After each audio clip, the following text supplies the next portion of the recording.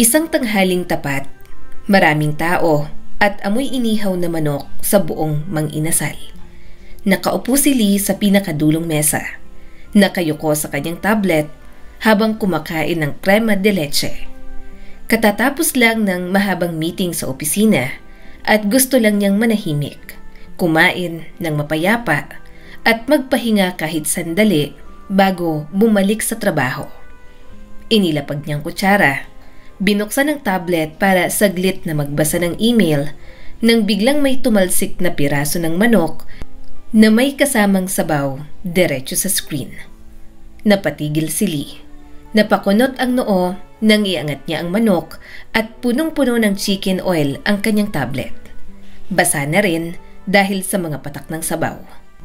Mula sa kabilang mesa, isang batang babae na mga 7 taong gulang ang humahagalpak sa tawa habang may hawak na kutsara.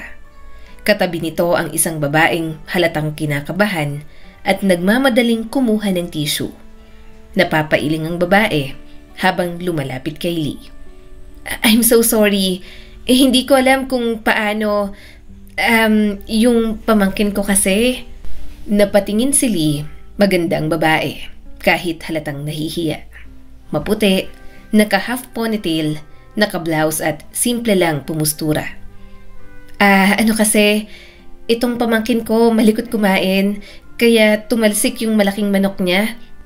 Paliwanag ng babae, habang pinupunasan ng tissue ang screen ng tablet ni Lee. Sorry talaga. Nako, nasira ba? Tahimik si Lee ng ilang segundo at pinagmasdan ang babaeng humihingi ng tawad. Pagkatapos ay hindi niya napigilan na matawa. Okay lang, sabi niya at pinupunasan din ang tablet. Bata naman ang may gawa, kaya naiintindihan ko. Hindi niya naman sinasadya. Napailing ito pero napangiti rin. Ako nga pala si Carmel, by the way, at ito yung salarin. Itinuro nito ang batang tumatakip sa mukha habang tumatawa pa rin. Si Isa, sige, mag-sorry ka kay kuya. Sorry po kuya, bulalas ni Isa habang nagtatago pa rin sa braso ng tita nito. Ayos lang, ako naman si Lee. Sagot ni Lee at bahagyang umiti. Nakakagulat na may lumipad na manok sa akin. Napalunok si Carmel at halatang problemado. Tingnan mo, baka may sira. Kung meron, ipapaayos ko. Tingin ko hindi na kailangan, sagot ni Lee. Okay lang. Ganito kapag lumalabas ako kasama tong batang to, sabi ni Carmel habang pinupunasan ng mesa. Either may nahuhulog, nabubuhusan, o may natatalsikan. Kung hindi ko lang to favorite talaga. Sige na, bilang kapalit may gusto ka ba? Ililibre na lang kita. Hindi na kailangan, pagtanggi ni Lee. Paulit-ulit pa rin nagsorry si Carmel para sa pamangkin nito. Tumango lang naman siya at ngumiti. Wala namang kaso sa kanya ang nangyari. Hindi siya mabilis magalit at hindi naman sinasadya ng mga ito. Bago pa siya makasagot, tumunog ang cellphone ni Carmel. Nako, kailangan na naming umalis. May online class pa tong si Isa. Salamat ulit sa pag-unawa ha.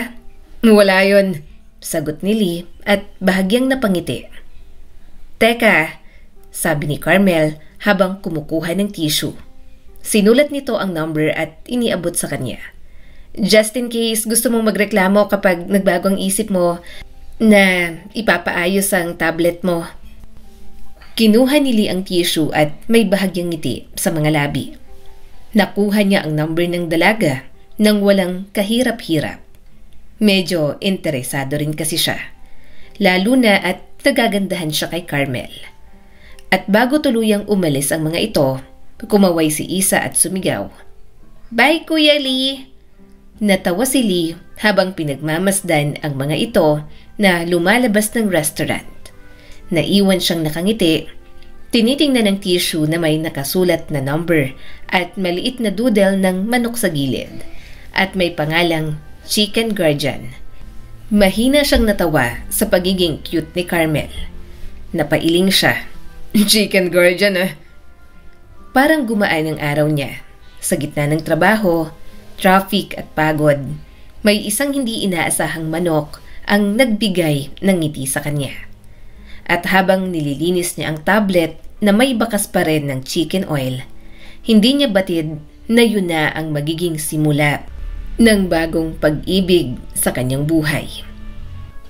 4 na araw na ang lumipas mula nang mangyaring mahulugan ng manok ang kanyang tablet. Pero tuwing nakikita ni Lee ang tablet niya, parang naaamoy pa rin niya ang manok doon.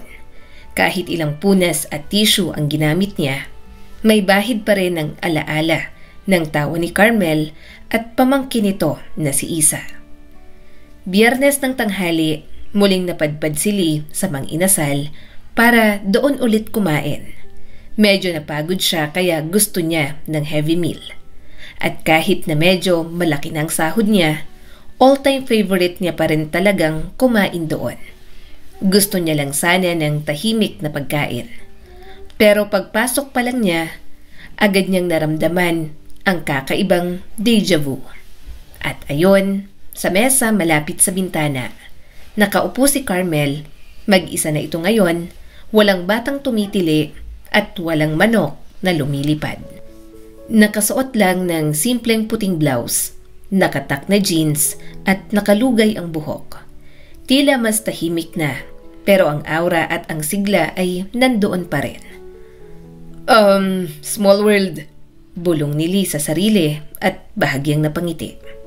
Hindi niya alam kung lalapitan niya ba o hahayaan na lang. Pero bago pa siya makapagdesisyon, napalingon si Carmel sa kanya. At nang magtama ang kanilang mga mata, kumislap agad ang ngiti ng dalaga. Aba, tawag ni Carmel habang kumakaway. Lee, right? Ikaw ang nadehado ng pamangkin ko sa chicken niya. Napahagik-gik si Lee at napakamot sa batok. Oo. Buti, naalala mo pa. Tumawa si Carmel, sabay turo sa bakanting upuan sa harap nito. Mag-isa ka lang ba? Halika, share na lang tayo sa table. Medyo boring kasing kumain ng mag-isa. Sure, sagot ni Lee sabay upo. Kaya rin ako lumapit sa'yo, para may kasama rin akong kumain. Bakit hindi mo kasama si Isa ngayon? May pasok. Saka minsan lang naman akong nakikipag-banding sa kanya. Madalas siya sa mga lola niya, sabi ni Carmel habang nakangiti. Kaya don't worry, wala akong dalang pamangkin. Ako lang to at ang tahimik kong appetite. Good, kasi baka magdala pa ako ng helmet next time. Nagkatawanan sila pareho at habang umaabot si Carmel sa sabaw, napansin ni Lee kung gaano kanatural ang kilos nito. Hindi peke, hindi maarte. Parang sanay magpatawa kahit may halong hiya. So, how's the tablet? Tanong ni Carmel habang kumakain. Surprisingly, okay pa naman, sagot ni Lee. Pero, amoy ulam pa rin minsan. Napangiwi si Carmel. Pasensya na sa pamangkin ko. Sobrang kulit kasi talaga nun. Iba yung level ng hiya ko nun. Alam mo yung feeling na gusto mong lamunin ng lupa? Pero may tumitiling bata sa tabi mo? Nakakahiya.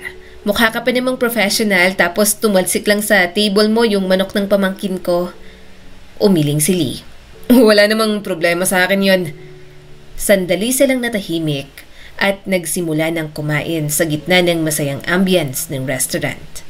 May background na tumutugtog mula sa speaker. Ikaw? Tanong ni Carmel.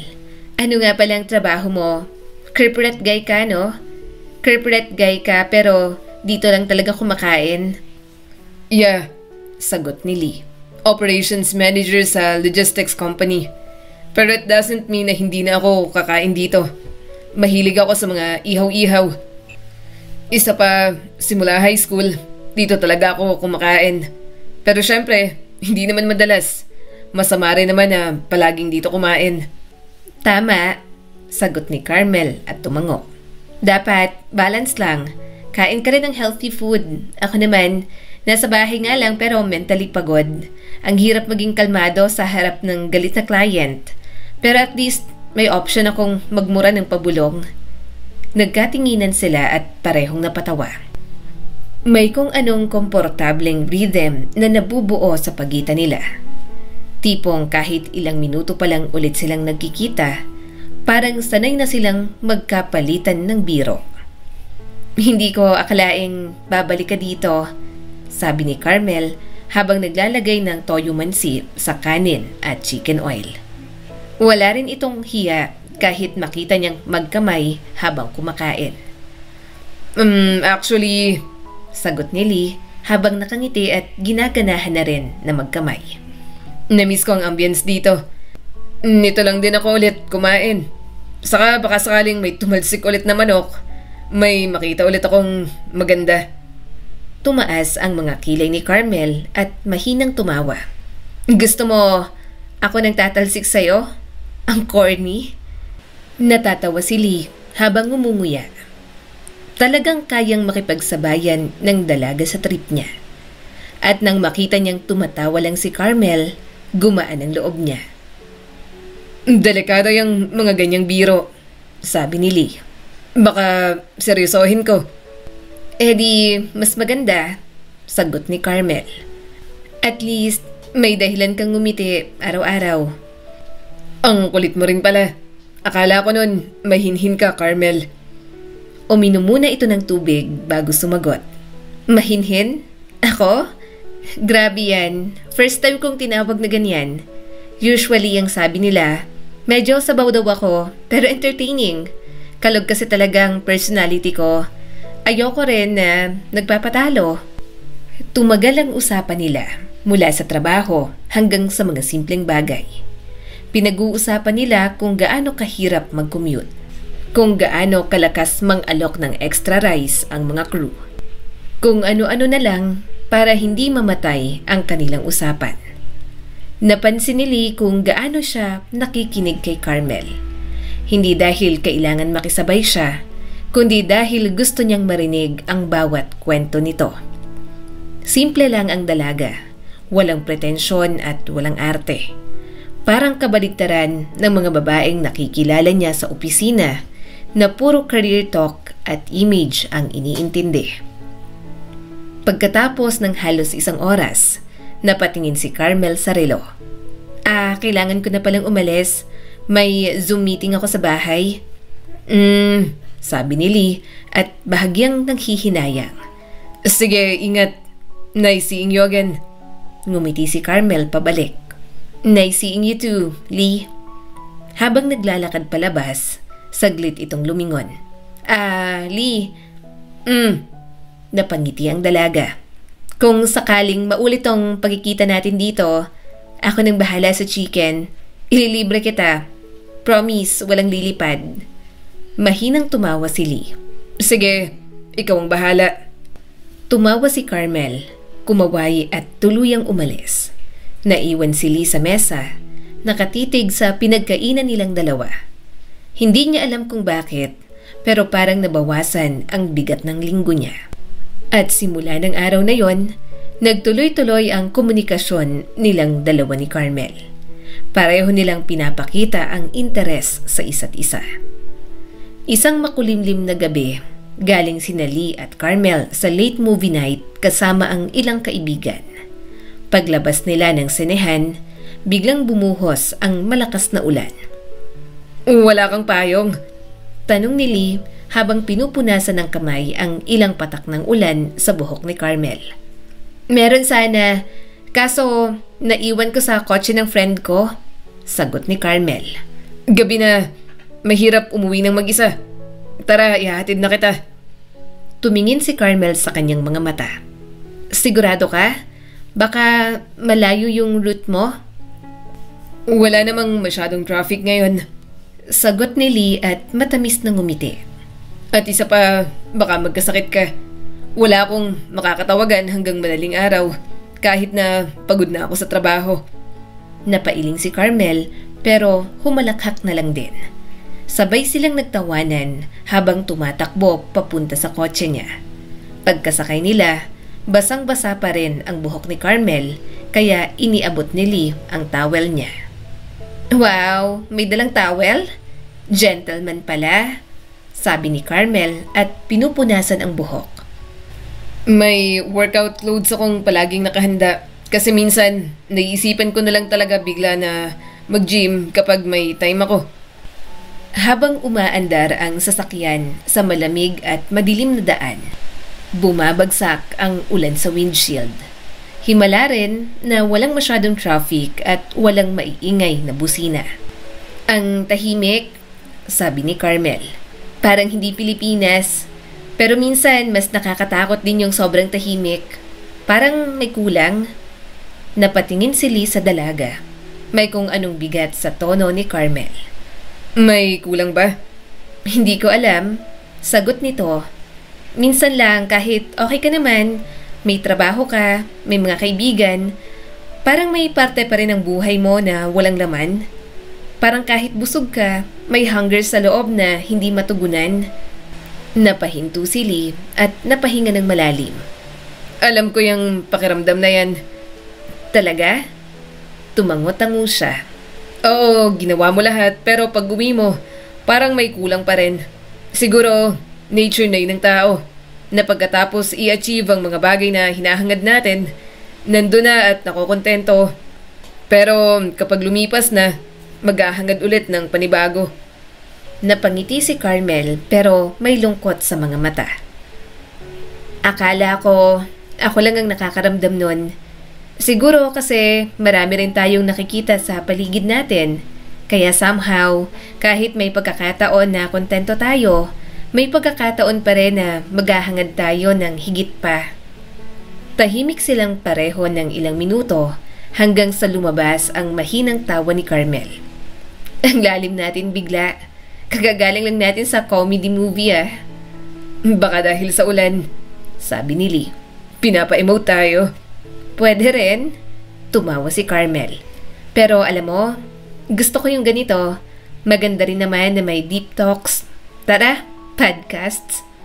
Mahina siyang natawa nang biglang bumigat ulit ang ulan. Nagpa siya si Lee na lumiko sa isang maliit na kanto kung saan may isang maliit na Korean eatery na bukas pa kahit hating gabi. Teka, gutom ka ba? Tanong ni Lee. Mukhang hindi titigil tong ulan.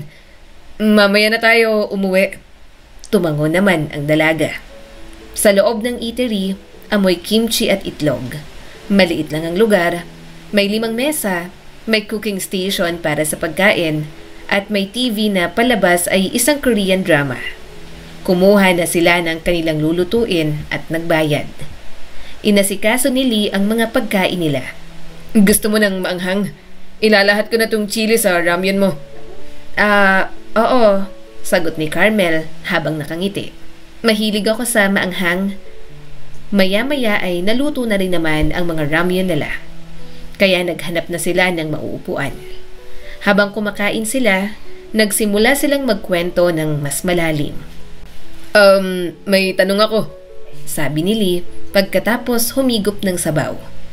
Bakit parang sanay ka masyado magpatawa kapag seryoso na usapan? Ang kalog mo. Defense mechanism, sagot ni Carmel at tinitingnan ang mangkok nito sabay subo ng kimchi. Kasi kapag tumawa ko, hindi nila napapansin na nasasaktan ako.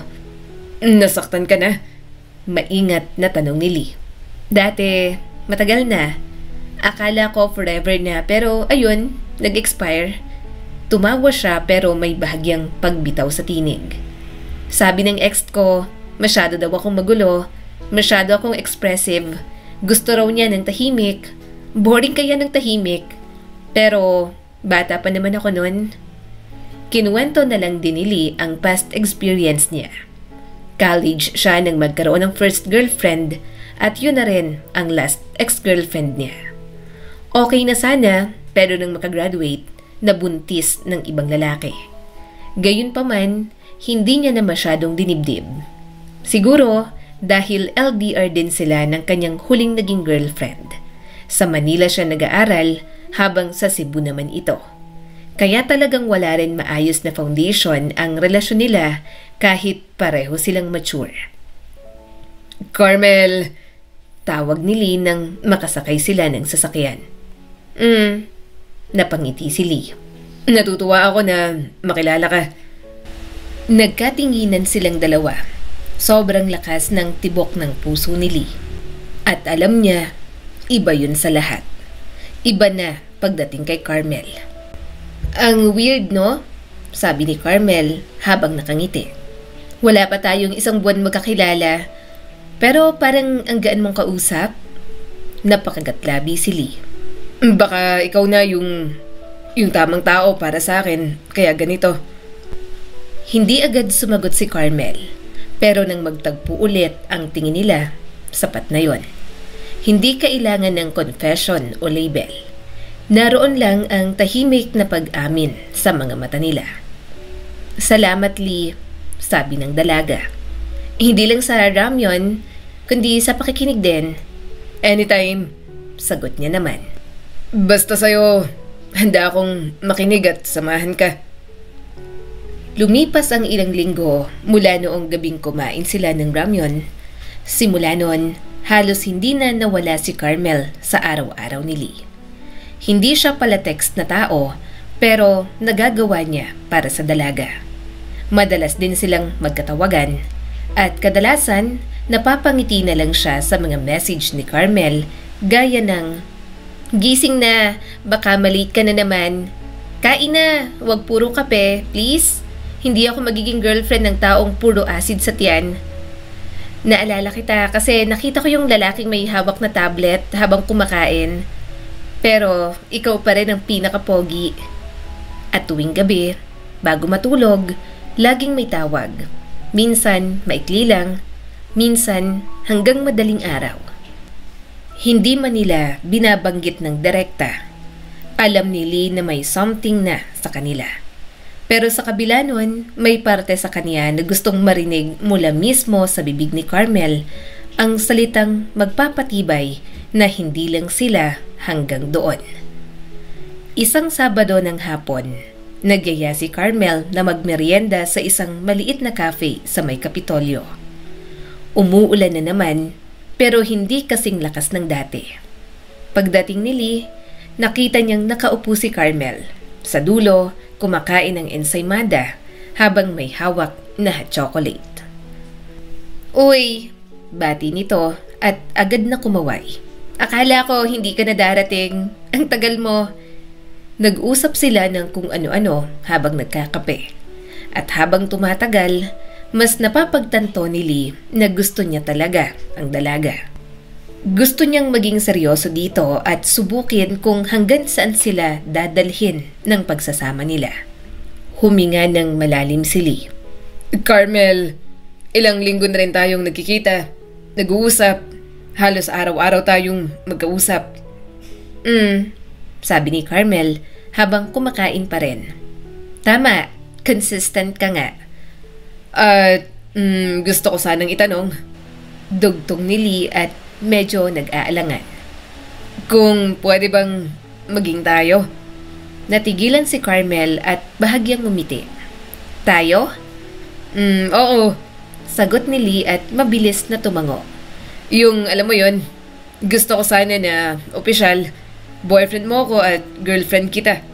Hindi lang yung ganito na wala tayong label.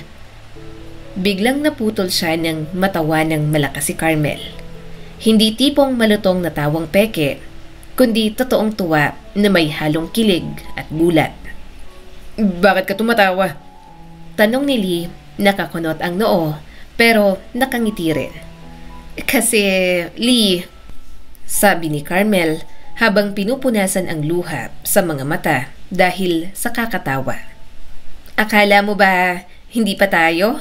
Hala, delusional yata ako. All this time, iniisip mong hindi tayong dalawa? Pero para sa akin, habang naglalandian tayo boyfriend na kita. Umawang ang bibig niya. Ha? Lee, sabi ni Carmel at halos maubos na ang tawa. You're already my boyfriend. Ano? Oo, sabi ni Carmel at tumatawa pa rin. Matagal na. Seryoso, sa dami ng good morning, good night at tawagan natin ng love, are you hungry? Hindi mo pa rin gets? Siyempre type kita. Magpapalandi ba ako sa'yo kung hindi ko iniisip na boyfriend kita? Napalunok si Lee. Akala ko kasi... Akala mo pinapaasa lang kita? Napailing siya. Hindi naman. So, official na talaga? Official na, love, sabi ni Carmel at hinalikan pa siya sa pisngi.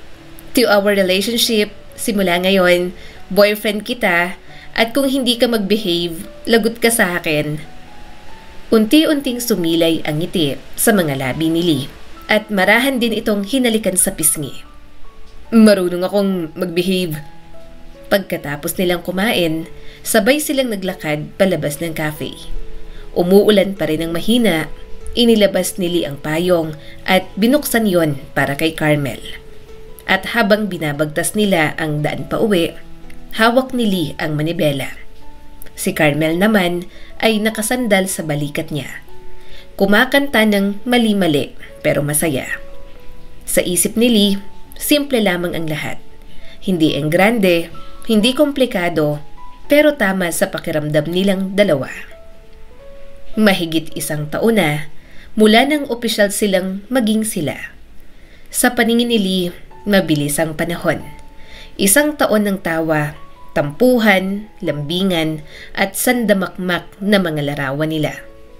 Pero ngayon, may bago silang kailangang pagdesisyonan. Mag-e-expire na ang kontrata ni Carmel sa inuupahang apartment nito sa Mandaluyong. Work from home pa rin ito, kaya bihira nang lumabas. At si Lee naman, dahil sa traffic at trabaho, halos gabi na laging nakakauwi. Lee, sabi ni Carmel habang nag-aabot ng Toyot Calamansi. Next month na pala yung end ng lease ko. Tumingin si Lee mula sa cellphone. Oo nga pala. So, plano mo bang i-renew? Hindi ko pa alam. Sagot nito habang sinasawsaw ang beef sa toyo. Mahal din kasi, tapos halos hindi ko na rin nagagamit yung space. Sayang lang. Tumango si Lee. Oo nga, pero kung lilipat ka, saan ka naman titira? Baka balik muna ako sa parents ko sa Cavite, sabi ni Carmel, pero halatang walang gana. Pero, alam mo yon, ayoko rin. Ang layo. Tapos baka hindi rin ako makafocus sa work. Maingay doon, ang dami kong pamangkin. Napaisip si Lee, may kung anong ideya ang sumulpot sa utak niya. Isang ideya na hindi niya alam kung praktikal, pero biglang tumama sa kanyang isipan. Paano kung dito ka na muna? Mag-live-in na lang tayo. Total, gusto naman natin na palagi tayong magkasama. Napatigil si Carmel at napatingin sa kanya. Dito? As in, dito sa kondo mo? Tumango si Lee at medyo kinakabahan dahil ang totoo, matagal na niyang pinag-iisipan na yayain ang dalaga. Naghihintay lamang talaga siya ng tiyempo para masabi yon. Oo, para hindi ka na magbayad ng renta. Sayang din yun, diba? Tapos at least, mas madalas tayong magkasama. Tahimik si Carmel ng ilang segundo. Pinagmasdan lang nito si Lee at parang tinitimbang kung seryoso ba o joke lang ang mga sinabi niya. Wait, sabi nito at hindi na maisubo ang beef. So, gusto mo talaga ng live-in setup? Napatawa si Lee. Oo, at kapag mas stable na, magpakasal na sa'yo. Mas maganda rin na masubok muna natin ang isa't isa na nakatira sa isang bahay. Saka praktikal lang. Lahat ng magastos ngayon, tubig, kuryente, gas. At least kung magkasama tayo, hati na sa gastos. Pwedeng ako na rin naman ang sa gastos basta tumulong ka lang sa gawaing bahay. Hindi naman niya gagawing alila ang kanyang girlfriend. Siya pa nga ang magiging provider para sa kanila kahit may trabaho ito. Gusto lang niya na syempre hati sila sa gawaing bahay. Pero higit sa lahat, gusto niya talagang makasama si Carmel. Hindi na siya nakokontento na ihahatid at susunduin niya lang ito. Gusto niyang uuwi na ito ang sasalubong. Gusto niyang matutulog at gigising na kasama si Carmel, ang una at huli niyang makikita. Gusto niya rin na iparamdam sa dalaga ang princess treatment na gusto nito. Ilang linggo matapos ang usapan na yon, nagsimula na ang paglipat. Si Carmel ay abala pa rin sa pag-aayos ng mga gamit. Si Lee naman, naglinis ng buong kondo, isang bagay na hindi niya madalas ginagawa. "Wow, hindi ko akalain, marunong ka palang maglinis," sabi ni Carmel habang inaayos ang mga kahon.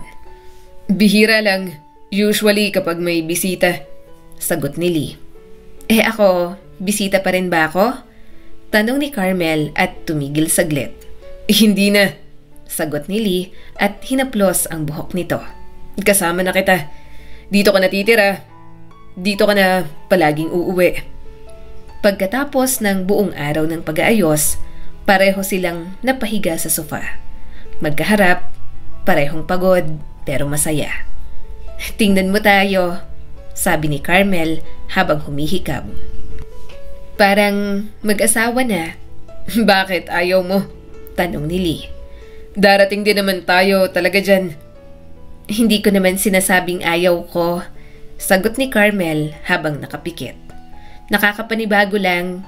Dati, uuwi ako sa sarili kong lugar. May space ako. Ngayon, nandito ako at kasama ka." Tumingin si Lee sa dalaga at inayos ang buhok nito. "Kung gusto mo, pwede kang magbago ng isip." Binuksan ni Carmel ang isang mata at ngumiti. "Bakit? Gusto mo bang magbago ako ng isip?" "Siyempre hindi." "Lee," mahina nitong sabi. "Salamat ha." "Para saan?" Niyakap siya ng dalaga. "Sa pag-imbita sa akin dito, sa pagtanggap ng buo sa akin, mahal kita." Yumakap na rin siya ng mas mahigpit. "Mahal din kita. Sa totoo lang, mas gusto ko ngang may ingay. Mas gusto ko kapag may boses kang bumabati tuwing umaga. Yung mga dati kong tahimik na gabi, ngayon may kasamang kwento na kasi nandito ka." Lumipas ang ilang linggo, sabay na silang nagbe-breakfast ni Carmel. Minsan, habang nagbibihis siya para pumasok, naririnig niya ang dalaga na nakikipag-meeting sa online. "Yes sir, already submitted the report. No worries, I'll adjust the layout later." At pagkatapos ng call, lalapit ito sa kanya nang naka-headset pa. "Love, coffee?" "Salamat," sagot ni Lee. Isang gabi, pagod na pagod si Lee galing trabaho. Traffic, late meetings at uhaw na uhaw siya. Pagdating niya sa kondo, nakita niya si Carmel na nakahiga sa kama, naka-laptop at nakapantulog na. "Love," saad ni Lee. "Kumain ka na?" "Yup," sagot ni Carmel, hindi inaalis ang tingin sa screen. "Nagpa-deliver ako?" Okay," sabi ni Lee at nagtingin sa kusina. Medyo disappointed pa siya dahil akala niya magluluto ito ng pagkain. "Walang natira?" "Wala kaswal nitong sagot. "Akala ko kakain ka sa labas." Ganon." Saglit na napatingin si Carmel at agad na napatayo. Pumunta ito sa kusina at nag-start na magluto. "Pasensya na, nasanay kasi akong mag-isa sa kondo. Saglit at ipagluluto kita. Sorry, nagtatampok ha?" Yumakap naman siya rito mula sa likuran. Bahagyang naibsan ang kanyang pagod. "Okay lang, naiintindihan ko naman. Basta next time, huwag mo nang kalimutan. Gusto ko talagang umuwi dito at makakain ng luto mo." Napangiti naman ang girlfriend niya. Sa mga lumipas na araw, masaya naman sila. Nagkakasundo na sila kahit papaano sa maraming bagay. Para kay Lee, parang tumigil ang oras sa mga unang buwan ng kanilang pagsasama. Ang bawat umaga ay nagsisimula sa amoy ng bagong timplang kape, halakhak ni Carmel mula sa kwarto, at minsan ay tunog ng keyboard nito habang nakikipag-meeting sa mga katrabaho online. Isang Lunes ng umaga, nagising si Lee ng maaga. Nakasilip na ang araw at sa gilid ng kama, naroon si Carmel na nakahiga. Nakahudi, yakap ang maliit na unan at tulog na parang baby. Tinitigan niya ito sandali at matamis na napangiti. Ang ganda mo kahit tulog. Bulong niya. Walang sagot ang dalaga, pero ngumiti siya nang makita itong biglang gumalaw. Parang sumimangot sa sariling panaginip. Bumangon si Lee, nagtimpla ng kape at nagsangag ng kanin. Binuksan niyang fridge, may itlog, hotdog at ilang gulay na halos siya rin ang bumili noong nakaraang linggo. Habang niluluto, sumilip siya sa sala. Nandoon pa rin ang mga nakakalat na damit ni Carmel mula kahapon. At ang mga unan sa sofa ay nakatambak pa rin sa gilid. Later na lang, bulong niya sa sarili. Huwag muna ngayon, breakfast muna. Pagkalipas ng ilang minuto, lumabas na si Carmel, nakapajama at nakataas ang buhok. Good morning, love. Ang bango ah. Wow, ikaw ang nagluto ng breakfast ngayon? Tamang luto lang, sabi ni Lee habang nakangiti. Kain ka na. Napangiti ang dalaga at nagsimula ng kumain. Kumain na rin naman siya. Pagkatapos nilang kumain, si Lee na rin ang nagligpit ng mga plato. Habang naguhuga siya, narinig niya si Carmel sa sala. Tumatawa habang nanonood ng vlog. Pareho silang walang trabaho ng araw na yon, kaya pareho nilang pahinga. Yun nga lang, hindi pa rin ito nililinis ang mga damit na nakakalat sa sala. Kaya inisip niya na lang na siya na ang maglilinis. Hindi naman yun masyadong mabigat. Kapag may pagkakataon sa gabi, sabay silang manonood ng movie sa Netflix. Madalas, si Carmel ang pipili. Rom-com, Korean drama, minsan cartoons. Bahala na ito. Kahit ano naman, pinapanood ni Lee. Ang mahalaga lang sa kanya ay ang moment na kasama ang kasintahan. Hindi man niya sinasabi, pero sa bawat araw na kasama niya ito, mas lalong tumitibay ang paniniwala ni Lee na tama ang naging desisyon niya na patirahin ito sa kanyang kondo. Iyon nga lang, mukhang may mga bagay talaga sila na hindi mapagkakasunduan. Isang gabi, habang naglilinis si Lee ng mga kalat sa kusina, sumigaw si Carmel mula sa sala. Love, may extra tissue ba dito? Meron sa may cabinet, sagot ni Lee na abala pa rin sa paglilinis. Pwede mo bang abutin? Napakamot si Lee sa ulo. Nandyan ka na, diba? Malapit na sa'yo. Ikaw nang umabot. Kasi tinatamad akong bumangon, sagot ni Carmel at may halong lambing. Please, love. Napabuntong hininga si Lee, kinuha niyang tissue at inabot kay Carmel. Mas okay na yon ang gawin kesa makipagtalo. Thank you, love, sabi nito, sabay halik sa pisngi niya.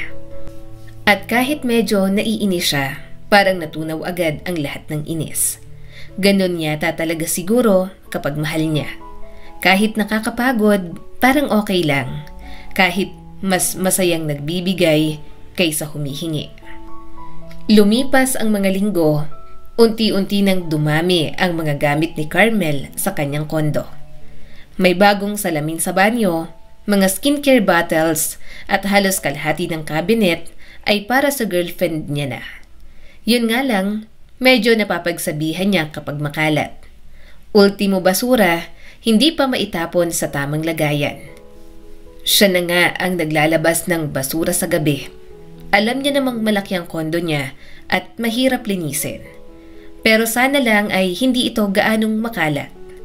Para kung hindi sila makapaglinis, medyo maayos pa ring tingnan.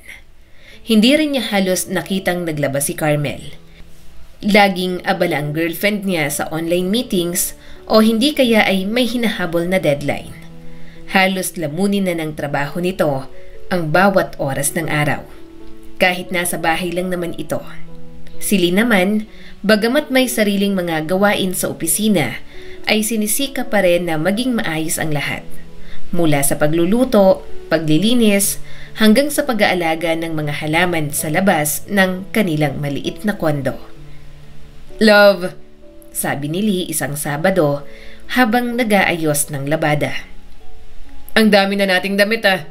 Parang 2 linggo na tong hindi nalalabahan. Hindi man lang lumingon si Carmel na abala pa rin sa laptop nito. Ipa-laundry mo na lang, love. Sayang ang oras mo dyan. Mas marami kang magagawa kung ipapa-laundry mo na lang. Bahagya siyang natigilan. May washing machine naman sila. At sa totoo lang, hindi niya kailanman ipinapa-laundry ang kanyang mga damit kahit sobrang pagod siya sa opisina.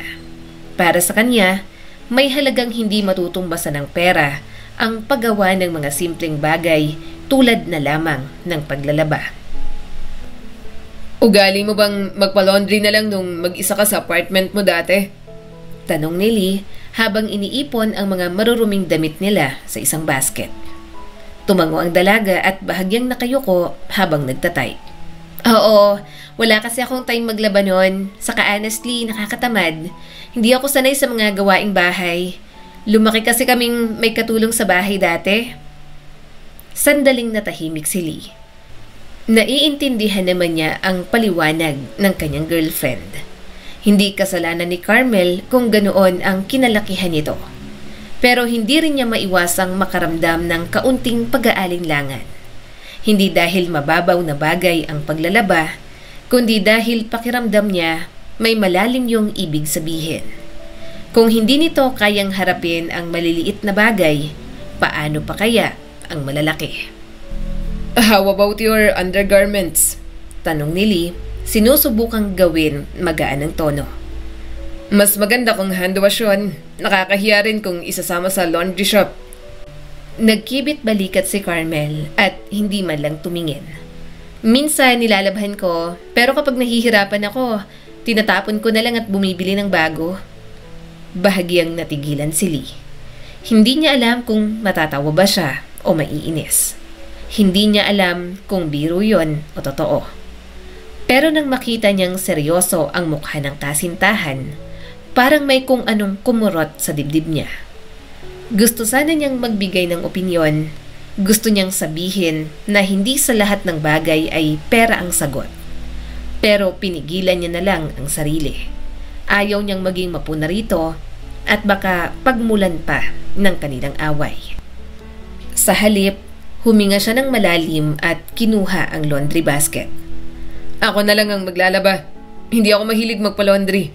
May mga gamit din akong sa tingin ko, dapat mano-mano lang. Baka masira sa washing machine. Napatingin na rin si Carmel sa kanya at tila nahihiya. Sorry love, susubukan ko next time. Hintayin mo lang ako mag-adjust. Sure ka na ha? Ikaw na talagang maglalaba? Tumango siya at pilit nang umiti. Oo, madali lang to. Mas gusto ko rin kasi habang naglalaba, nakakapag-isip ako. Parang therapy ko na rin kapag walang pasok sa opisina. Ngumiti si Carmel at sa wakas ay isinara muna ang laptop. Salamat love. Hindi mo alam kung gaano ko yan na-appreciate. Tumango na lang siya.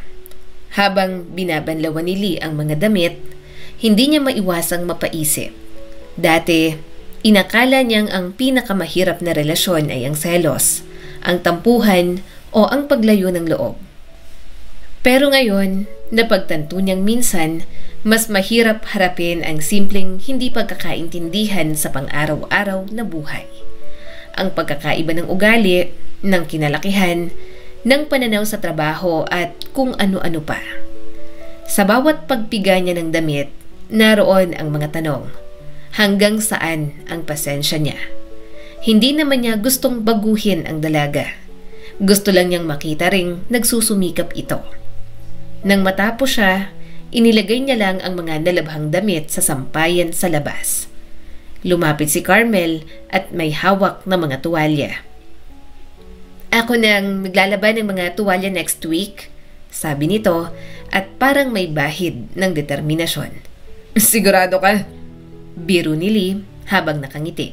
Promise, sagot ni Carmel sabay tawa. Baka hindi kasing linis ng gawa mo, pero gusto ko ring matuto. At sa sandaling yon, kahit maliit lang ang bagay, tila gumaan ang loob ni Lee. Hindi dahil sa paglalaba, kundi dahil nakita niyang handa ring magbago si Carmel. Ngunit may mga gabi na habang siya ay naguhugas ng plato, napapaisip siya. Bakit parang lagi siya ang kumikilos? Bakit parang habang tumatagal, siya na lang ang laging nag-aayos, nagluluto, naglilinis? Pero agad din niyang pinapawi ang mga tanong na yon. Wala yon, sabi niya sa sarili. Ganito siguro talaga kapag mahal mo. Hindi dapat binibilang. Saka okay din naman na ako ang kumikilos. Isang gabi, pagkatapos nilang manood ng pelikula, napansin ni Lee na nakatulog na si Carmel sa sofa. Nakabaluktot ito, hawak ang kumot at parang batang napagod sa laro. Tahimik niyang nilapitan, marahang itinabi ang buhok nito sa pisngi at hinalikan sa noo. Good night, love, bulong ni Lee. Pagbalik niya sa kusina, inayos niya ang mga natirang kalat. Mga baso, popcorn bowl at mga supot ng chichirya. Huminga siya ng malalim. Siguro, ganito talaga kapag kasama ang taong mahal mo.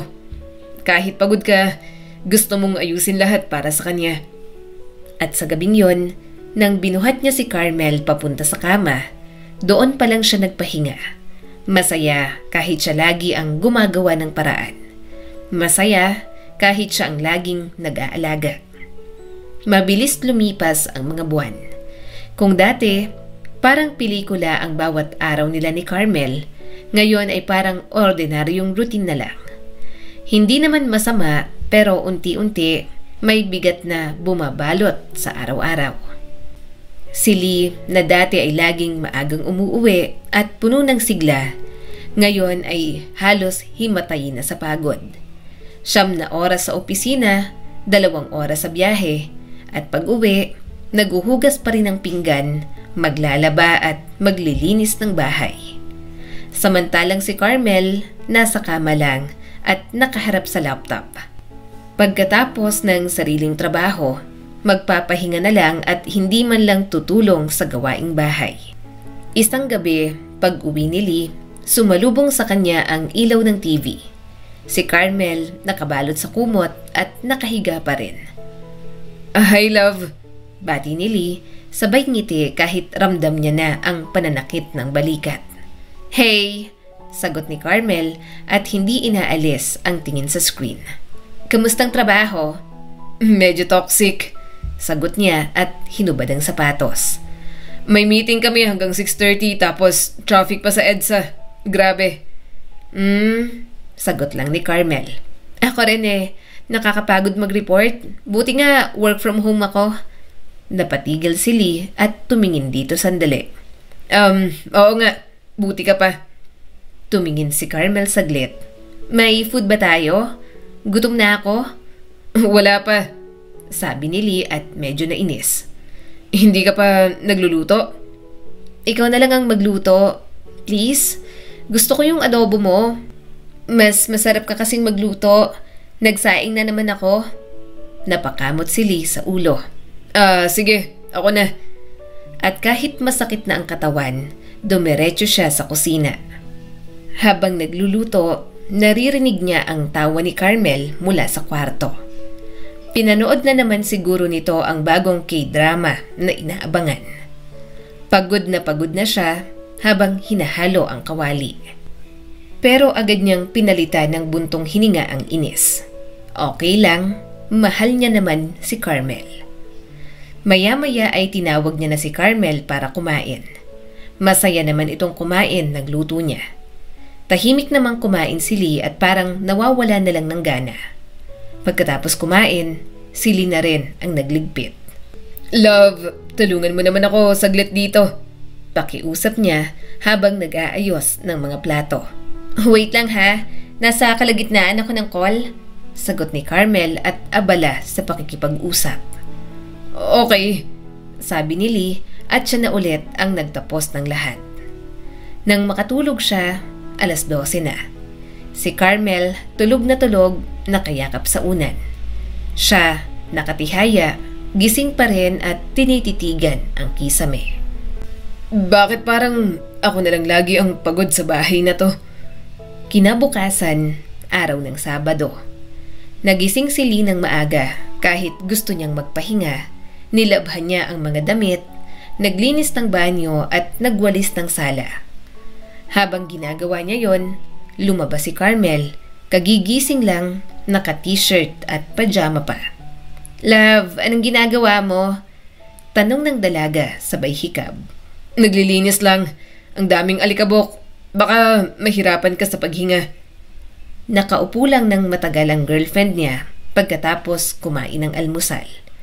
Gayunpaman, mukhang nakaramdam na rin at nahiya kaya tumulong na rin sa paglilinis. Pero tumigil na rin dahil may kailangan pang trabaho na dapat gawin. Nang hapon na yon, habang naglalabas si Lee, sumigaw si Carmel mula sa kwarto.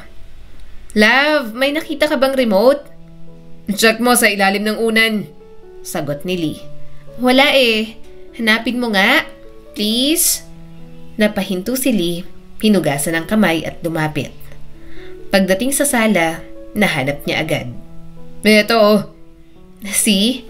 Ikaw lang talagang magaling maghanap," sabi ni Carmel sabay tawa. "Thank you, love." Napailing na lang siya ng makatalikod. Gusto niyang sabihin na bakit naman kasi bunganga ang pinaghahanap nito. Iniistorbo pa siya sa paglalaba para sa simpleng gawain. Medyo nayayamot na si Lee at masama na ang mood. Kaya pagkatapos ng mga gawain, nanahimik na lang muna siya at naging malamig. Gusto niyang sabihin ang mga iniisip niya pero mas pinili niya ang silent treatment.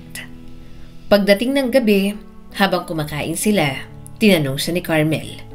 "Love, bakit parang tahimik ka?" Wala, pagod lang.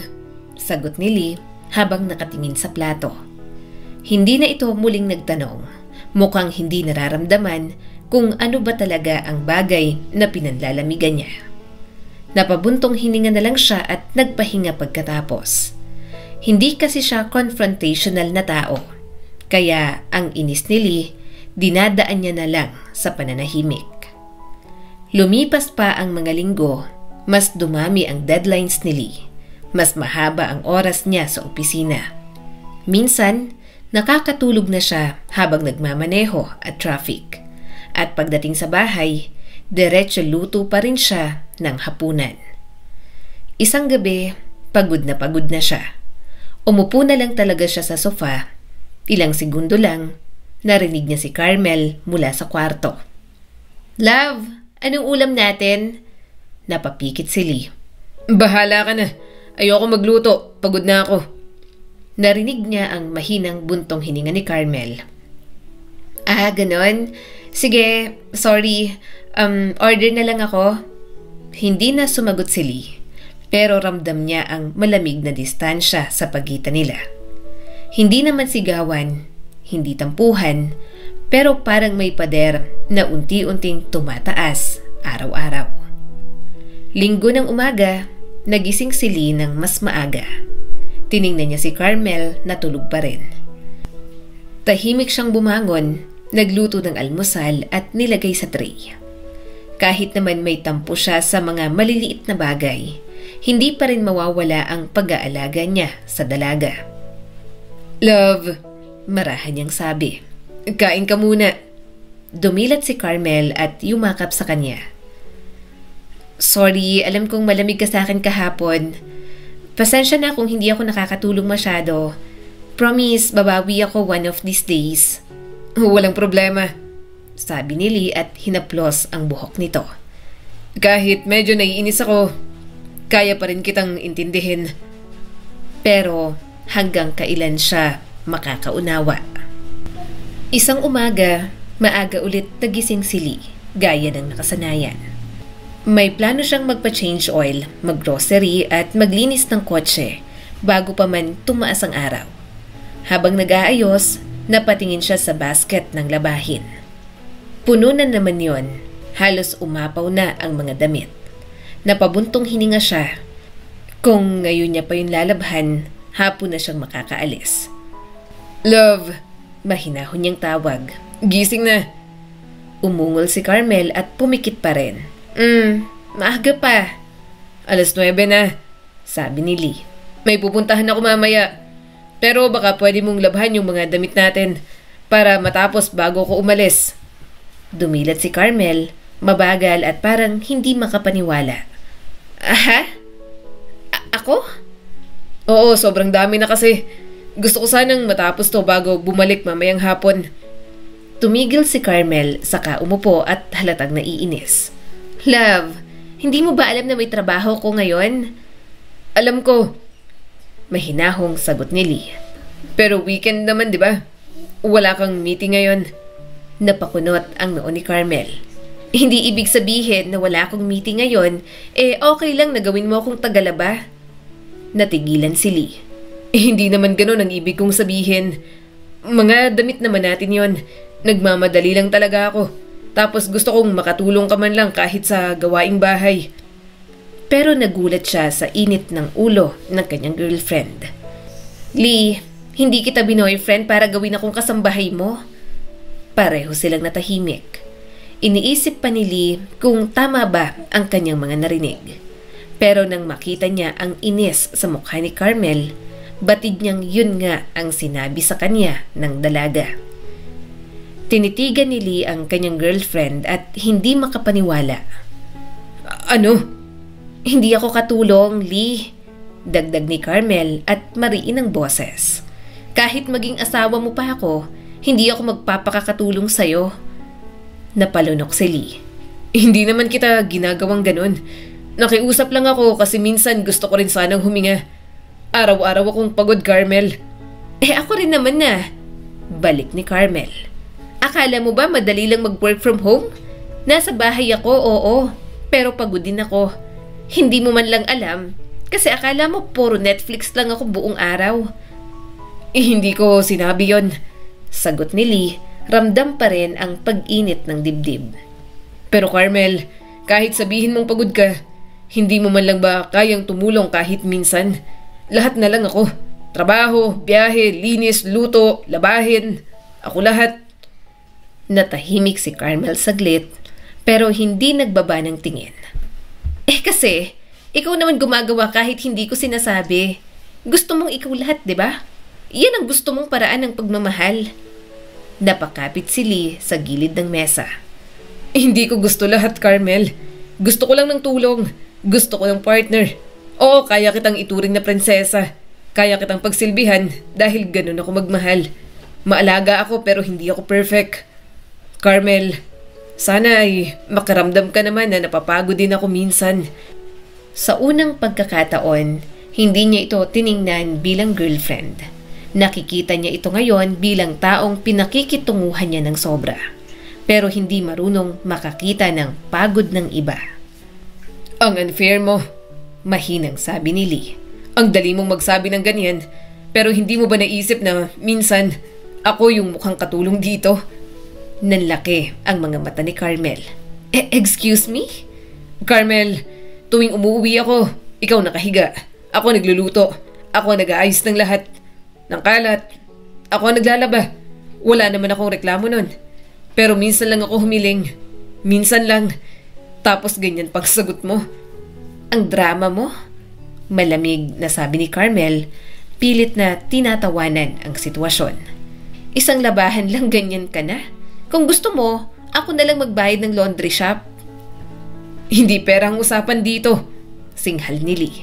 Dapat mong matutunan na hindi lahat kailangan ng pera. Dapat matuto ka sa mga gawaing bahay. Hindi kita ginagawang alila. Pinapakiusapan lang talaga kita. Hindi nakasagot si Carmel. Tumingin lang ito sa sahig, pero ilang segundo lang, tumayo na at kinuha ang cellphone. Alam mo, Lee, baka kailangan mo lang magpahinga. Nagiging masyado kang sensitive. Hindi na sumagot si Lee. Sa halip, tumalikod siya, kinuha ang susi ng kotse at lumabas. Binagsak niya ang pinto ng malakas. Sa labas, mainit ang araw pero mas mainit ang ulo ni Lee. Parang hindi niya alam kung saan pupunta. Nawala na ang mga plano niya sa araw na yon. Dahil sa sobrang inis at frustrated sa kanyang girlfriend. Kaya nagmaneho lang siya ng walang direksyon. Sensitive? Ako pa? Hindi lang yun salita. Parang sampal pa ng isang bagay na hindi naman totoo. Sa loob ng isang taon, Ginawa niyang komportable ang buhay nila. Tiniis ang pagod, tiniyak na hindi na kailangan ni Carmel na mag-alala sa kahit ano. Pero yun lang ang binigay na kapalit ng dalaga sa kanya. Pagbalik niya sa bahay ng hapon, tahimik na tahimik. Si Carmel nasa sala at nakatungo sa cellphone. Akala ko hindi ka na uuwi. Malamig na sabi nito. Babalik pa rin ako. Sagot ni Lee at inilapag ang susi. May mga bagay pa akong kailangan linawin. Lee, wag na nating palakihin to. I'm sorry. Mali lang siguro ang tono ko kanina. Hindi ko naman ibig sabihin na... Pero nasabi mo pa rin. Napapikit si Lee. Natigilan si Carmel. Hindi mo alam kung gaano kabigat marinig yun mula sa taong pinipilit kong pasayahin araw-araw. Dugtong pa ni Lee. Akala mo ba gusto kong magreklamo? Hindi. Pero kahit sinong tao, mapapagod din kapag ganyan ang pagtrato. Lumambot ang ekspresyon ni Carmel. Pasensya na, Lee. Hindi ko sinasadya. Mainit lang talaga ang ulo ko kanina. Napagbuntunan kita. Alam kong hindi mo sinasadya. Sagot ni Lee at marahan ng tinig. Pero minsan kasi kahit hindi sinasadya, nakakasakit pa rin. Hindi ako galit pero kailangan ko mag-isip. Kasi kung ganito na tayo ngayon, paano pa sa mga susunod? Tumango si Carmel at nangingilid ang luha sa mga mata. Okay, sige. Magpahinga ka muna. Pag-usapan na lang natin ito mamaya. Tumango si Lee at pumasok sa kwarto. Pagkasara ng pinto, napaupo siya sa kama at huminga ng malalim. Sa unang pagkakataon, hindi niya naramdaman ang saya sa bahay nila. Dahil sa pagkakataong yon, hindi lang siya pagod, talagang nasaktan na siya. Tahimik ang mga sumunod na araw sa kondo. Walang sigawan, walang tampuhan, pero ramdam ang lamig sa pagitan nila. Parang dalawang taong magkasama sa ilalim ng iisang bubong, ngunit magkaibang mundo. Si Carmel abal sa laptop buong araw. Si Lee naman, tahimik lang nagigising ng umaga, magtatrabaho, uuwi ng pagod at muling maglilinis bago matulog. Pero naisip ni Lee na hindi pwedeng ganoon palagi. Hindi naman siya makina. Ang childish lang isipin, pero gusto niya talagang ibalik kay Carmel ang inis na nararamdaman. Gusto niyang ma-frustrate din ang kanyang girlfriend, pero at the same time, masolusyonan din ang problema nilang dalawa. Hanap ka na lang ng kasambahay pare, saad ng kaibigan niyang si Viel. Para hindi niyo na pagtalunan ng mga gawaing bahay. Napabuntong hininga si Lee. Alam mo, sa totoo lang, hindi naman namin kailangan ng kasambahay. Kaya naman naming pagtulungan yon. Tamad lang talaga si Carmel. Ang gusto ko lang mangyari, madama niya ang pinadama niya sa akin nung isang araw. Nakaka-frustrate siya kaya gusto ko rin na ma-frustrate siya. Natawa ang kaibigan niya. Ganito, hindi ba around 15 to 20k lang naman ang sinasahod ng girlfriend mo? Ang gawin mo, mag-hire ka ng helper. Tapos, taasan mo ang sahod para mainis. O wag yun, baka magalit pa. Pero sa kabilang banda, bumubulong ang kanyang immature na side. Parang gusto niya nang gawin yon para kahit papaano makaganti siya sa ginagawa ng dalaga sa kanya. Kahit isang buwan lang. At ilang araw ang lumipas, tinuloy na nga ni Lee ang plano. Hindi dahil kailangan talaga niya ng tulong, kundi dahil gusto niyang ipakita kay Carmel na kung hindi nito magawa ang dapat gawin, ipapagawa niya na lang sa iba. May halong pride na ang mga kilos na yon, pero nadadala na talaga siya sa kanyang mga kinikimkim na emosyon. Nakipag-usap siya sa agency at pagkatapos ng isang linggo, dumating ang kasambahay na si Mira. Nagulat pa si Carmel, lalo pa at hindi naman siya kumonsulta rito. Gayunpaman, wala rin naman itong bayolenteng reaksyon. Magaan ang aura ni Mira. Maganda rin ito, mga 25 taon na siguro ang edad, mahinhin pero masigla. May ngiti na parang nakakahawa at mabilis kumilos. Bago pa man utusan, ginagawa na. Good morning, Sir Lee. Bati nito sa unang araw. Naayos ko na po ang mga labahin. Tinupi ko na rin po yung bedsheets ninyo ni Ma'am Carmel. Napangiti si Lee. Salamat, Mira. Hindi ko ina-expect na tapos agad. Nako, maliit lang po yung labahin. Madali lang. Napakunot noo si Lee. Sa unang pagkakataon, nakaupo siya sa sofa nang walang inaalala. Nang mapatingin siya kay Carmel, nakita niyang nakataas ang kilay nito kay Mira pero wala namang sinabi. Tumikhim lang siya at inakbayan ang kanyang girlfriend. Nagkatinginan sila ni Carmel. Halatang naiinis ito at parang may gustong sabihin. Pero hindi na lang itinuloy. Ngumiti si Mira, tila walang kamalay-malay sa tensyon sa paligid. Magluluto na po ako ng hapunan, ma'am, sir. Okay, sagot ni Carmel pero halata ang iritasyon sa mukha nito. Pag-alis ni Mira, sumandal si Carmel sa upuan. So, gusto mo pala ng mabilis, practical, efficient at maganda pa? Ano? Gulat na tanong ni Lee. Love, bakit ganyan ka mag-isip? Pinili ko siya kasi qualified siya. Hindi dahil maganda siya. Kailangan ko na talaga ng pahinga. Hindi ko to ginawa para ipamukha sa'yo na tamad ka. Ginawa ko to kasi gusto ko nang ayusin tong kondo. Hindi na nagsalita si Carmel. Ewan niya ba pero mas lalo siyang naiinis sa dalaga. Kung dating understanding si Lee, parang ngayon ay mas gusto niya pang sabayan ang inis nito.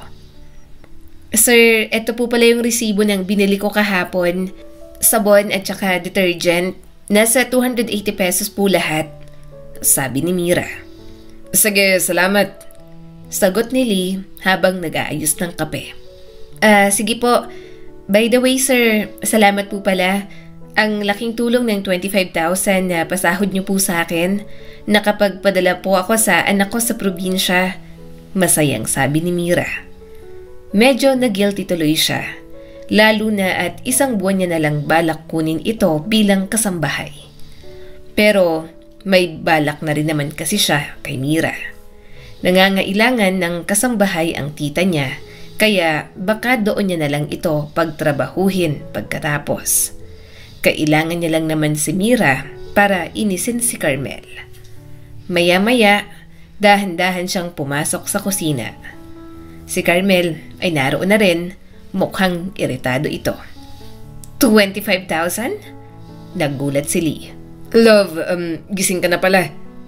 Ngumiti si Mira at medyo nahihiya. Ay, ma'am, good morning po. Nagkwento lang po ako kay sir. Okay lang. Putol ni Carmel. Narinig ko na. 25,000 daw ang sahod mo? Opo ma'am. Mahinhing sagot ni Mira at tila nag-aalangan. Tumingin si Carmel kay Lee at mas lalong nainis. So, 25,000? Nangiinsulto ka ba? Nagkatinginan silang dalawa. Si Mira tahimik na lang na lumabas ng kusina at pakunwaring maglalaba. Naiwan silang dalawa ni Carmel at sa katahimikan ng sandaling yon, parang may apoy na unti-unting kumakalat. Lee, mas mataas ang sahod niya kaysa sa akin. Alam mo bang nakakainsulto yon? Love, wag mong isipin na ganyan. Sagot ni Lee at sinubukang pakalmahin ang tono. Iba naman kasi ang trabaho nyo. Iba. Mapait itong natawa. So, mas mabigat pa ang paglilinis at pagluluto kaysa sa buong araw kong trabaho sa harap ng laptop? Hindi ko sinabi yon. Pero yun ang lumalabas. Singhal ni Carmel. Para bang mas may halaga siya sa'yo dahil siya yung nakikita mong gumagalaw dito araw-araw. Alam ko namang nang-iinis ka. Kunwari ka pa dyan. Simula ng araw na yon, halos hindi na sila magpansin ng dalawa. Parehong mataas ang pride nila. At kung naiinis si Carmel, mas naiinis naman si Lee. Makalipas ang 3 araw mula sa huling bangayan nila, tahimik ang buong bahay. Wala ni isang salitang lumalabas mula kay Carmel at Lee maliban sa mahihinang tunog ng mga kubyertos tuwing oras ng pagkain. Parang naging banyaga si Carmel sa sariling tahanan. Wala na ang tawa nito, wala na ang mga kwento na dati ay bumubuhay sa gabi. Ang natira na lang ay ang tunog ng aircon at ang mga yabag ni Mira habang naglilinis sa sala. Kaya medyo namimiss niya na yon. Si Lee, abala pa rin sa trabaho pero halatang mabigat ang loob. Madalas niyang tingnan ang cellphone niya pero wala siyang lakas ng loob na makipag-usap ng maayos kay Carmel kahit magkatabi lang sila sa bahay. Isang umaga, nasa kusina si Mira at nagluluto. Si Lee, tahimik lang na nagtitimpla ng kape. Medyo bumibigat na ang loob niya sa mga nangyayari sa kanilang dalawa ng kanyang girlfriend. "Sir," maingat na sabi ni Mira, "gusto niyo po ba ng itlog?" Tumingin si Lee at marahan lang ang boses. "Sige, lagyan mo na rin ng paminta." Tahimik lang silang pareho. Ngunit bago pa siya makaupo, narinig nila ang pagbukas ng pinto ng kwarto. Lumabas si Carmel, nakayuko, suot ang maluwag na t-shirt at may kasamang malamig na ekspresyon sa mukha nito. "Good morning po, ma'am," bati ni Mira. "Good morning." Mahina lang na sagot ni Carmel at halos hindi siya tiningnan. Tumingin si Lee sa dalaga. "Love, gusto mo ng kape?" Umiling lang si Carmel. "May gagawin ako. Saka mas gusto ko ng kape sa Starbucks." Uminom lang ito ng tubig, sabay lumabas ulit ng kusina na para bang hangin lang si Lee. Tahimik at mabigat ang damdamin niya. Parang bawat hinga niya sa bahay na yon ay may tinatagong tampo. Nang sumapit ang tanghali, patuloy na naglilinis si Mira. Sinubukan nitong magpatawa pero walang nakakatawa sa sitwasyon nila ngayon. "Mira, halika rito. Kakausapin kita," saad ni Lee. Agad namang sumunod si Mira. "Bakit po, sir?" Huminga siya ng malalim. "Gusto ko lang ipaalam sa'yo na 1 buwan ka lang dito. Pero don't worry, hindi ka naman mawawala ng trabaho. May tita ako sa Pasay na need din ng kasambahay. Ikaw ang i-refer ko." Napanguso naman si Mira. "We, sayang naman sir. Gusto ko na po dito eh." Tipid siyang umiti. "Pasensya na. Ang totoo niyan, hindi naman talaga namin kailangan ng katulong. May mga hindi lang kami pagkakaunawaan ng girlfriend ko kaya ganito. Pero feel ko maling desisyon tong ginawa ko. Parang ang childish masyado na gumante at iparamdam sa kanya na napo-frustrate din ako." Marahan na lang tumango si Mira. Habang nag-uusap sila, sakto namang pumasok si Carmel sa kondo. Nagkatinginan sila ng kanyang girlfriend. Nginitian ito ni Lee, ngunit si Carmel walang reaksyon. Tumingin lang sandali at umakyat sa kwarto, dala nito ang laptop. Pagkaalis ni Carmel, napabuntong hininga si Mira. "Sir, parang galit pa rin po siya, no? Baka po kailangan lang ng oras. Alam niyo naman, babae. Minsan, may toyo talaga." Kinagabihan, nagkasabay silang tatlo sa hapag pero walang usapan. Si Carmel, nakatingin lang sa cellphone habang kumakain. Si Lee naman, nakayuko at panayang sulyap sa girlfriend niya na mas lalong nanlalamig sa kanya. Si Mira pilit nang umingiti, nag-aalok ng sabaw pero halatang naiilang. "Sir, ma'am, gusto niyo po bang dagdagan ko yung kanin?" Tanong ni Mira. Hindi sumagot si Carmel. Si Lee lang ang nagsalita. "Hindi na, Mira. Salamat." Pagkatapos kumain, tumayo agad si Carmel. Hinugasan nito ang sariling pinagkainan. "Si Mira nang gagawa niyan," sabi ni Lee. "Hindi ko naman siya inutusan. Kaya ko to. Makakahiya naman sa inyong dalawa." Matalim na sagot ni Carmel bago tuluyang umakyat sa kwarto. Sinubukan niya pang tawagan ang kanyang girlfriend pero hindi na ito lumingon pa. Hanggang sa sumunod na araw, nakatanggap si Lee ng texts mula kay Carmel. "Uuwi muna ako sa amin sa weekend. Magpalamig lang ng ulo." Binasa ni Lee ng paulit-ulit pero wala siyang maisagot. Gusto niyang pigilan pero naisip niyang baka mas lalo lang siyang mapagod sa pagtatalo. Pag-uwi niya ng gabi, nakita niyang nakaayos na ang mga gamit ni Carmel sa maleta. Tahimik niyang pinagmasdan ito. Aalis ka na talaga? Tanong niya sa mahinang boses. Tumigil si Carmel sa pag-aayos pero hindi na tumingin. Hindi naman ako forever mawawala. Kailangan ko lang magpahinga. Lumapit si Lee. Carmel, pwede ba tayong mag-usap ng maayos? Lee, ilang beses na tayong nag-usap. Pero wala namang nagbabago. Pagod na ako sa pakiramdam na ako lagi ang mali. Alam kong naiinis ka sa katamaran ko. Pero naiinis din naman ako sa ginagawa mo. Natahimik na lang si Lee. Hindi niya alam kung paano sasagutin yon nang hindi lalong nasasaktan si Carmel. Huwag mo na akong pigilan kasi ang toxic na talaga. Hinawakan ni Lee ang kamay nito. Teka lang. Ano ba? Galit na sabi ni Carmel. Nakakainsulto ka? Kumuha ka ng katulong para ipamukha sa akin na kaya mong ipagawa sa iba ang mga bagay na ina-expect mo na magagawa ko. Gusto mo pala siya eh. Eh di maghiwalay na tayo at siya na lang ang gawin mong girlfriend. Kumunot ang noo ni Lee. Ano bang sinasabi mo? Teka lang. Bitiwan mo sabi ako eh. Galit na bulyaw ni Carmel. Pagkatapos ng ilang sandali, pumasok si Mira sa sala. May daladalang labahan. Nang makita ang maleta, agad itong natigilan. Ma'am, aalis po kayo? Tanong ng kasambahay sa kanila. Napairap si Carmel. Oo, aalis na ako. Magsama kayo ng boss mo. Maglampungan kayo dyan. Wala akong pakialam. Nanlaki ang mga mata ni Mira. Ma'am, pero tuloy-tuloy lang si Carmel habang hinihila ang ilang gamit. Sinubukan pang harangan ni Lee pero galit na talaga si Carmel. Halos masuntok na siya. Gusto niyang pakalmahin pero hindi niya alam kung papaano. Saglit lang, Carmel. Nagsiselos ka ba? Wait. Oo. Malakas siyang minura ni Carmel. Siraulo ka? Sinong hindi magsiselos kung mas mukha pa kayo nagbabahay-bahayan dito sa kondo mo? Kumuha ka ng kasambahay na hindi mo kinukonsulta sa akin. Mas mataas ang sahod niya kaysa sa akin. Siya nang masipag, magaling magluto, magaling sa gawaing bahay. Wala akong pakialam. Oo, napag-awayan natin. Oo, may pagkukulang ako. Pero hindi ko inasahan na bababa ka sa ganitong level. Lee, nakaka-insulto. Gumaganti ka? Nasasaktan ako sa ginagawa mo.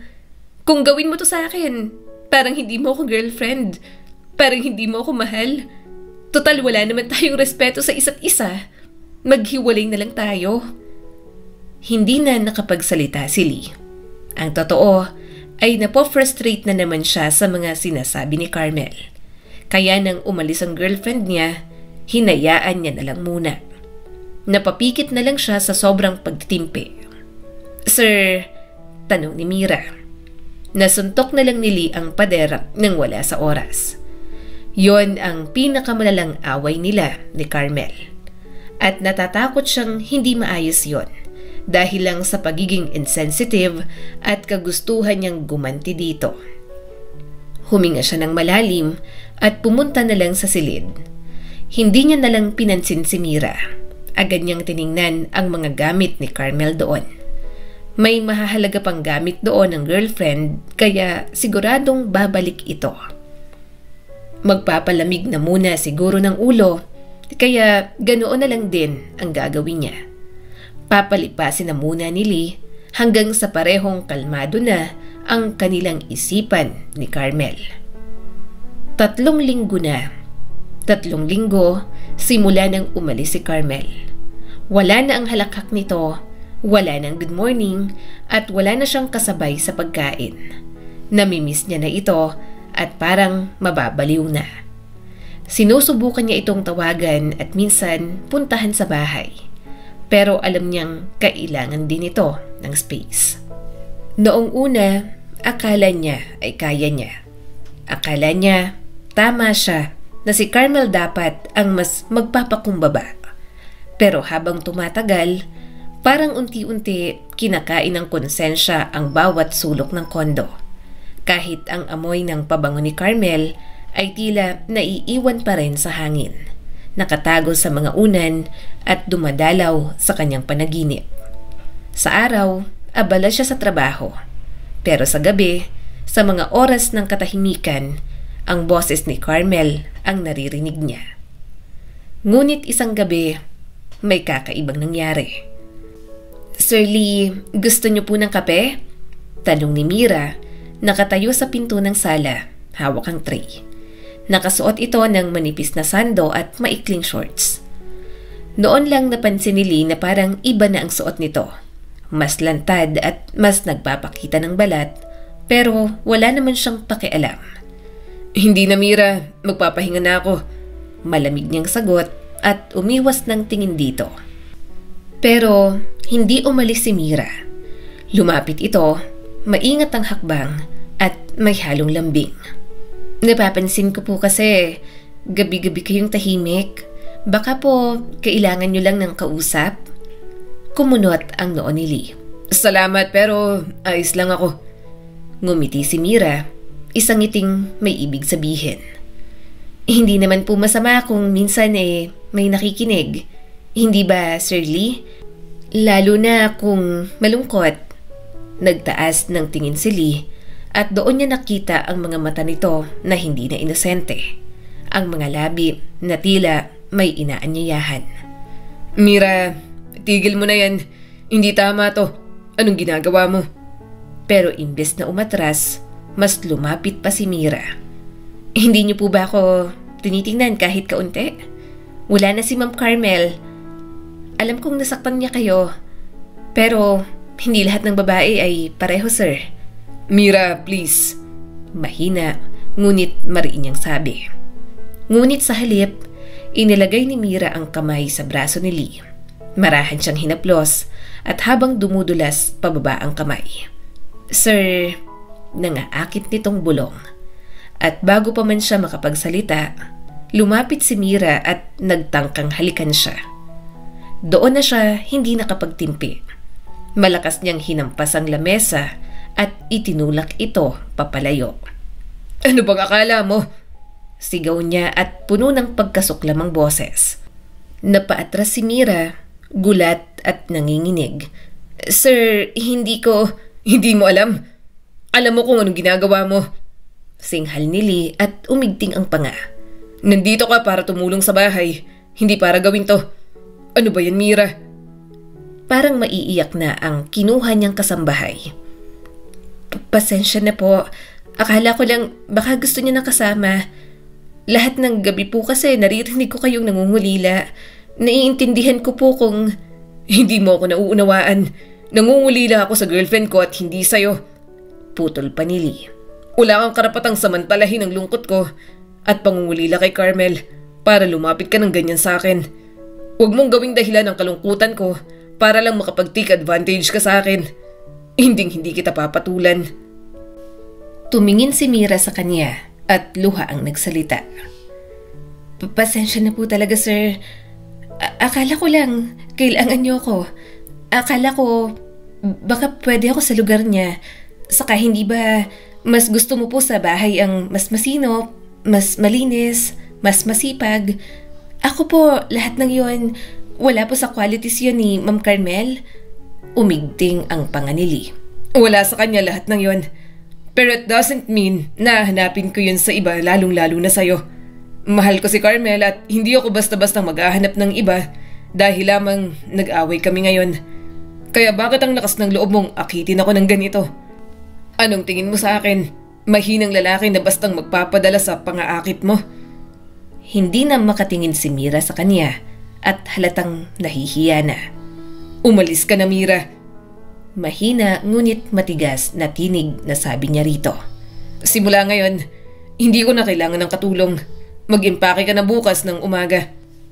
Hindi na rin kita i-refer sa tita ko at baka pamilya naman nila ang sirain mo." "Sir, baka pwede pang..." "Hindi na." Galit niyang singhal dito. Tumalikod siya, pero bago tuluyang pumasok sa kwarto, dinig pa niya ang mahinang hikbi ni Mira. Wala naman siyang pakialam. Ang gusto lang niya ay umalis na ito sa kondo niya. Ngayon niya napagtanto na maling-mali na kumuha pa siya ng helper. Dahil doon, mas lalo silang hindi nagkaintindihan ni Carmel. Hindi niya maintindihan kung bakit nagsiselos ang girlfriend niya kay Mira noong una. Yun naman pala, may dahilan talaga ito para magselos. Hindi niya lang maagang nakita. Sa mga sumunod na araw, mas lalong nagpakalugmok si Lee. Miss na miss niya na si Carmel. Naiiyak na nga lang siya at naaapektuhan na ang trabaho niya. Kaya para makapagpahinga at makapanuyo na rin, nag-file na muna siya ng leave. Babiyahe siya sa probinsya ng mga ito at susubukang makipag-ayos. Hindi siya babalik ng kondo hanggat hindi nakikipagbalikan si Carmel sa kanya. Ano ba, may gagawin pa ako pare? Ang tagal mo. Saad ni Bill sa kanya. Masama naman siyang tumingin dito at tinigil na muna ang pamimili ng singsing. Samahan mo ko kasi kasalanan ko. Kung hindi ka nagsuggest, baka kahit paano ay okay pa kami ni Carmel. Kapag hindi niya talaga tinanggap ang wedding proposal ko, sinusumpa kita. Wala kang magiging matinong love life.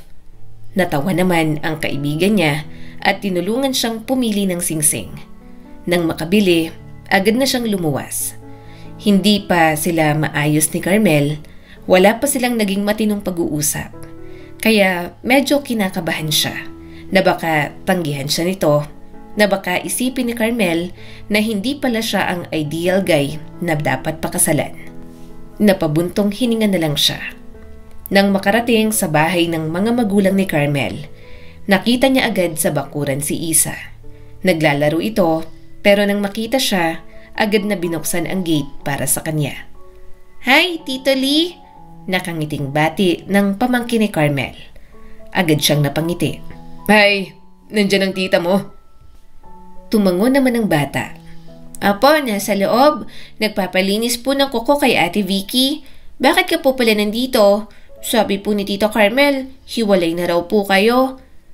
May kurot agad yon sa kanyang puso. "Hindi kami maghihiwalay nun. Nag-away lang kami. Kaya nga nandito ako. Susunduin ko na ang tita mong matampuhin." Bumungis-ngis naman si Isa at pinapasok na siya.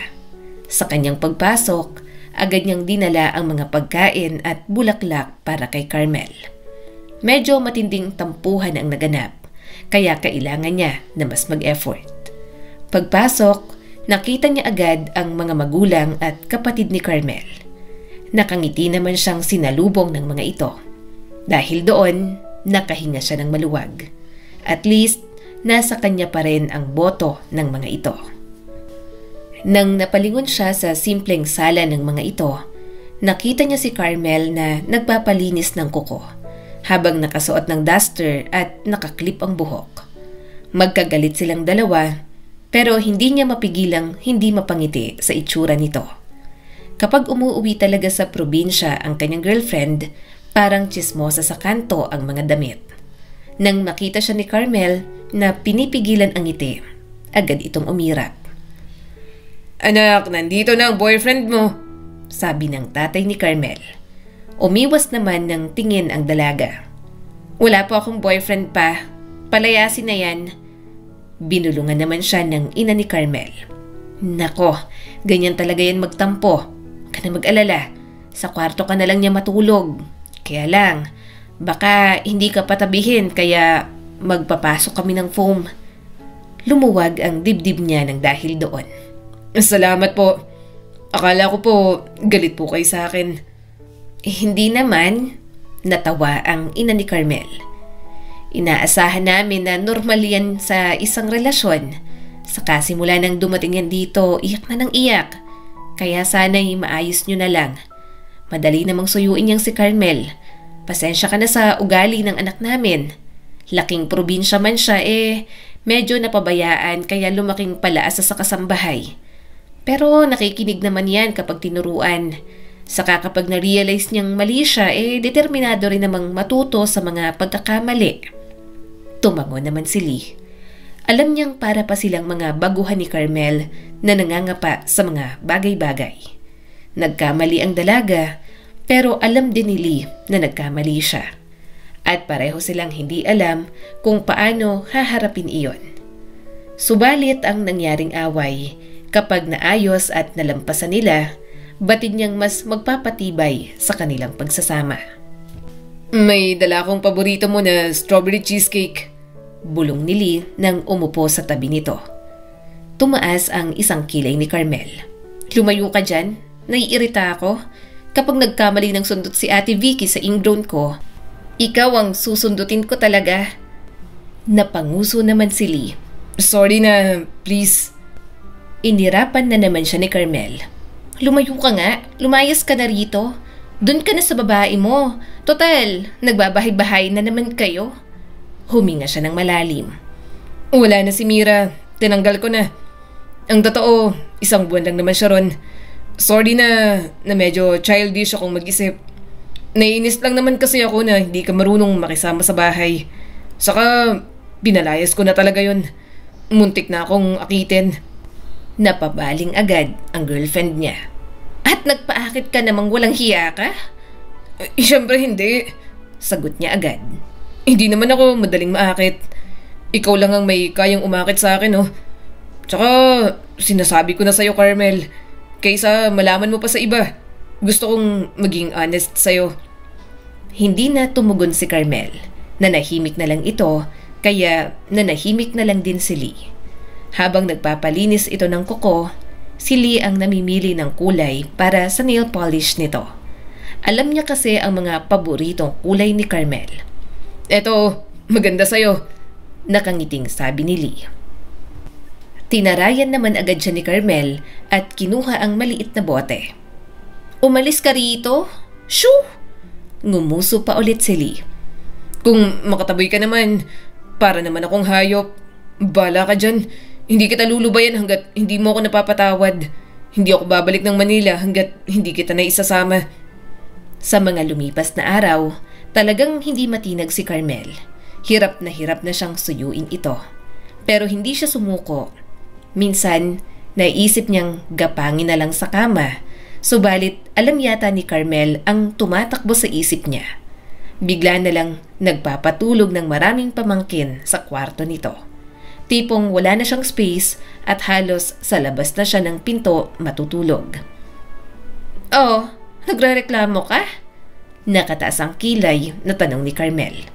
Kung magrereklamo ka, umalis ka na lang dito. Nakabusangot naman siyang namaluktot sa may pintuan. Ako magrereklamo? Hindi ah. Bakit ako magrereklamo? Ang ganda-ganda mo. Namula ang mga pisngi ni Carmel pero tinago naman ito sa pagkainis. Umalis ka rito? Pamilya ka ba? Ha? Pamilya mo ako. Kahit nakahiga, agad niyang niyakap ang binti nito. Inis na kumawala si Carmel pero tawang-tawa naman si Lee. Dahil doon, nakisama na ang mga pamangkin nila. Sa paglipas ng mga araw, talagang hindi niya tinatantanan si Carmel. Kahit gawaing pangpamilya ng mga ito, sumasama talaga siya. Panay ang reklamo ng dalaga, pero palagi naman siyang nakadikit. Dahil kasama ang buong angka ng girlfriend niya, yun at napapasabak siya sa inuman. Hindi naman siya makatanggi, kaya kahit mahinang uminom, talagang sumasama pa rin siya.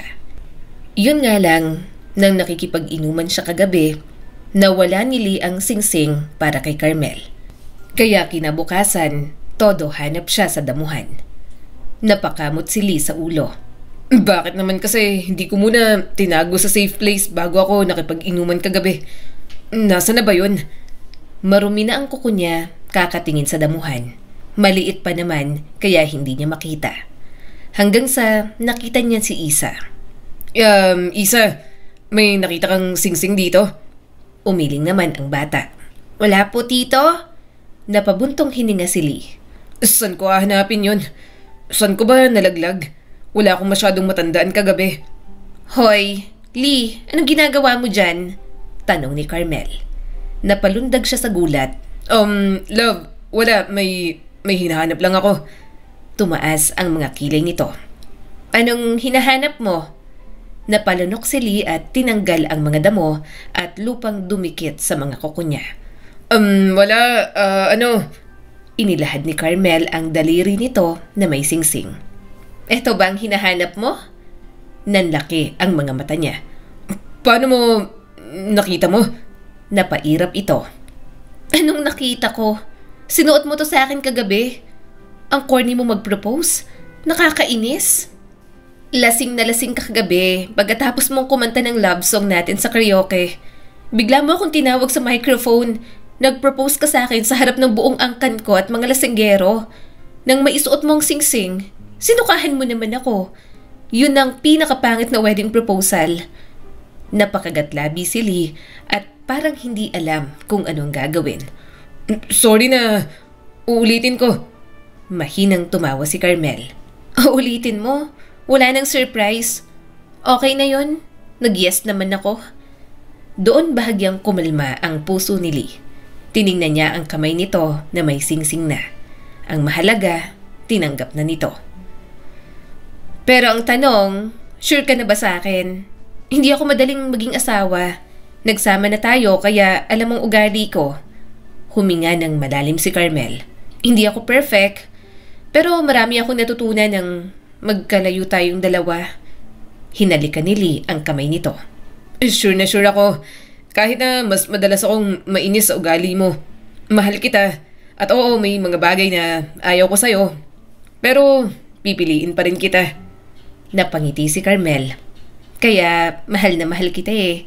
Alam na alam mo kung paano ko kunin ulit. I'm sorry. Naging makasarili rin ako. Hindi ko inintindi ang pagod mo. Umaasa ako ng princess treatment sa'yo, pero hindi rin naman kita mabigyan ng treatment na mas nararapat sa'yo. Sorry kung mataas ang pride ko. I'm sorry kung naging insensitive ako. Niyakap niya ito ng mahigpit at napapikit. Okay lang. Sorry din. Sorry sa mga nagawa ko. Bumalik ka na sa akin, please. Miss na kita. This time, ayusin na natin to. Bawat problema, haharapin natin ng maayos. Simula ng araw na yon, alam nilang bagong simula ulit yon ng kanilang pagsasama. Parang mas lalo nilang nakilala ang isa't isa. Nang makauwi sa Maynila, nagplano na agad sila ng para sa kasal. Pareho naman silang stable at sa tingin nila, emotionally at mentally ready na sila na i-level up ang pagsasama nila. Nang ikasal sila, yon ang pinakamasayang araw ni Lee. Sinabi niya sa kanyang sarili na hindi siya iiyak. Masaya siya na si Carmel ang babaeng pakakasalan niya. Kaso pagtanggal niya pa lamang sa belo nito at masilayan ang kagandahan, hindi niya na napigilan ang kanyang emosyon. Doon niya napagtanto na unang araw pa lang na makilala niya si Carmel, siguradong sigurado na siyang mamahalin niya ito ng labis at totoo. Anak, dalhin mo na to doon sa table, kakain na tayo. Utos ni Carmel sa anak nila. Napangiti naman ito. Yes po, Mami. Lumapit naman si Lee kay Carmel at hinalikan ito sa pisngi. Mabuti at tinuturuan mo ng gawaing bahay ang anak natin. Huminga ng malalim ang kanyang asawa. Ayokong matulad siya sa akin na parang hirap na hirap pa kahit sa simpleng gawain lang.